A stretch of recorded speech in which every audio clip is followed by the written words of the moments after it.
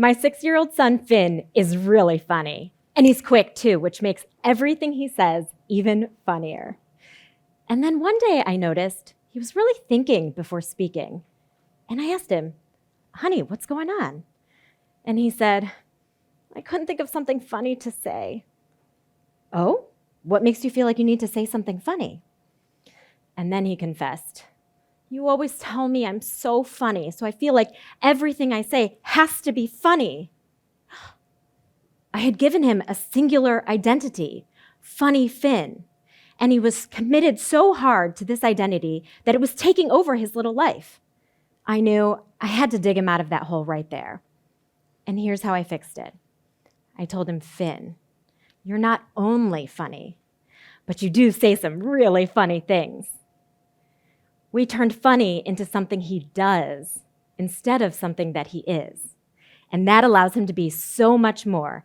And he doesn't have to just be the one thing. I saw a look of relief wash over his face, and I have to admit, I felt relieved too, because it reminded me of how I felt as a kid. Have you ever felt so committed to a singular part of your identity that all of your choices and decisions had to ladder up to that? I grew up in a white community, and I was the only kid that looked like me. I learned that the other kids, regardless of where they were from, were called Americans, just Americans. And I learned that people who looked like me were called Asian Americans. I didn't get it. Yes, my parents were born in China, but I was born here, and yet I had this extra little qualifier that was code for not really American. I would hear my friends describe me, and they would say, "Oh, that's my Asian friend, Cindy." And I know that this label guided my behaviors. I didn't want to feel different. What kid does? And so I proudly wore my varsity soccer jacket, and I hid my black belt. I bought peanut butter and jelly sandwiches in the cafeteria instead of my mom's delicious stir fry for lunch. I thought, if I could just fit in, I will make it. I will survive these years. And while I wasn't totally comfortable, I did feel like the more I conformed, the less people might notice that I looked different. And while I was swimming upstream socially, I was soaring scholastically. Eastern culture teaches you that hard work pays off, and I felt extreme pressure to study hard and earn awards. Eastern culture teaches you to listen more than you talk. We do have 2 ears and 1 mouth. So I was quiet in school, respecting the authority of my teachers. We have a proverb that says, "The tallest nail gets hammered down." So I was humble, and I didn't brag about my accomplishments. Needless to say, I was a great student because I fit the mold of what American schools wanted: hardworking, respectful, compliant. These values were a huge part of my life at home, and my teachers reinforced that this is who I should be outside of the home too. And so this was me. It wasn't until I was 30, after a decade of working in corporate America and one life-changing experience, that I had the perspective to see that the Cindy I knew wasn't me. Well, not all of me. After graduating university, I got a job in corporate America, and I continued to do the things that worked for me as a student. I worked hard, no matter how burnt out I was.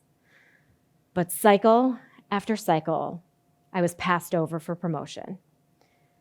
I was giving it my all, but I was just coming up short. And then one day, I got an escape from this world. My husband and I were called to compete on The Amazing Race. And if you don't know this competition reality TV show, teams of 2 race around the world, completing a series of grueling challenges called roadblocks. I had to dig deep into myself to get through my roadblocks. And what I learned on the show changed me. I'm bodybuilder Cindy. I'm tightrope walker Cindy. I'm dragon boat racer Cindy. I learned that I have other labels too. I was free to be me, to be amazing. And you know what? We won. Coming back home was surreal, and I couldn't believe that I was back to being the same old corporate Cindy, busting through the same old corporate roadblocks. And yet, these somehow felt more challenging than carrying bedroom furniture a mile through the African bush. As the show aired, my coworkers were excited to talk about every challenge that I overcame. And then one week, my friend says she wanted to see that Cindy in the office. And I was confused. That Cindy is this Cindy. It's me. And that's when it hit me. On The Amazing Race, I was there for one goal: to win. And there were no set rules on who or how to be, and I could just be me. And there, I could get through my roadblocks. I now understood what my coworker meant. If I could do it there, I could do it here. And it was now my job to reconcile my labels. It doesn't mean I abandoned my old me. I was still proud of who I was. So I still worked hard, but I said no to meaningless tasks. I was still respectful in meetings, but I did share more of my opinions. I still didn't brag about my accomplishments, but I did show a different way to lead others. And to my surprise, I was getting promoted, and my roadblocks began to feel easier to overcome. After going through my journey, I started coaching others. And here's one thing that we talk about. Labels are usually adjectives. And if I describe myself with an adjective, it allows somebody to guess what I do. They are this, so they must do that. It's where the stereotypes creep in. So here are two strategies to replace those adjectives that carry unspoken expectations and assumptions: the labels we choose and the labels we use. Let's start with the labels we choose. What if, instead of using an adjective to describe ourselves, we could use a verb?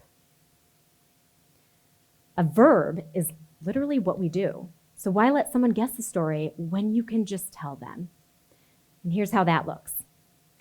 The first time I met my husband, Ernie, was in a bar, and he happened to be there with his dad. Would you believe that the first thing I said to my future father-in-law was, "Would you let your son date an Asian girl?"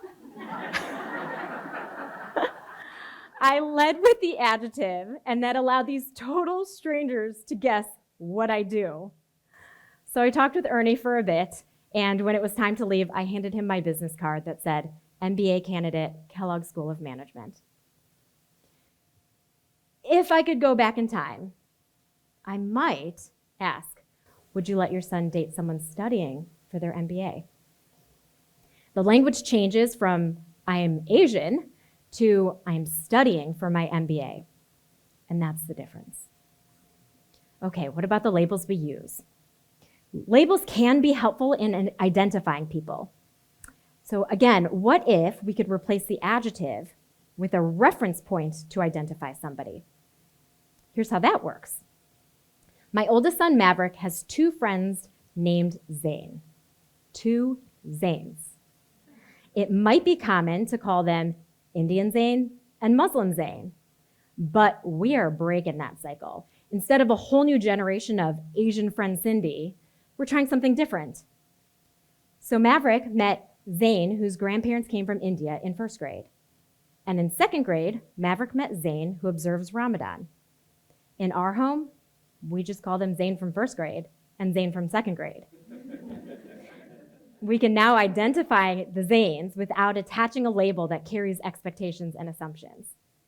It doesn't mean that we can't talk about the richness of their cultures, but we aren't limiting them to a single part of their identity. Transcending labels allows us to explore the vastness of who we are, and everyone is multidimensional. We have this saying at Google where I work, bring your whole self to work. Why not start doing that? And why not pause before limiting ourselves with labels, and pause before limiting somebody else with a label? Why not take a moment to just get to know the whole person? Let's not limit the possibility of who we are and who we can become. And we can show the world what's most amazing about us including, but not limited to, our race. So let me introduce myself. Hi, I'm the amazing bodybuilding, tightrope walking, dragon boat racing, furniture hauling, American-born Chinese, woman, wife, and mother of 3 children who leads at Google, Cindy. Or you can just call me Cindy. Thank you.